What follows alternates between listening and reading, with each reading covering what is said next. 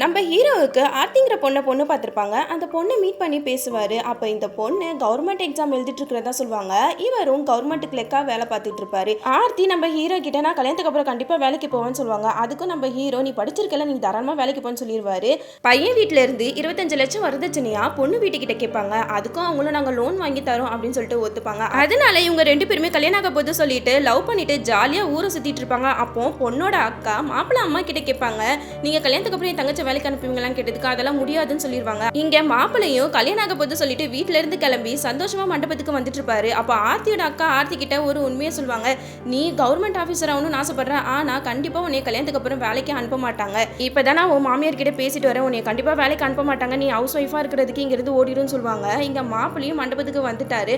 ஆர்த்திக்கு என்ன முடிவு எடுக்கிறதுனே தெரியல. சுத்தி முத்தி இருக்கிறவங்க எல்லாம் மனசை மாத்தி அவளை ஒரு வழியா மண்டபத்துல இருந்து அனுப்பிச்சிடுறாங்க. இந்த கல்யாணமும் நின்று போயிடுது. நம்ம ஹீரோவுக்கு ஆர்த்தி செஞ்ச துரோகத்தை தாங்க முடியல, ரொம்பவே மனசு உடைஞ்சு போயிடுறான்.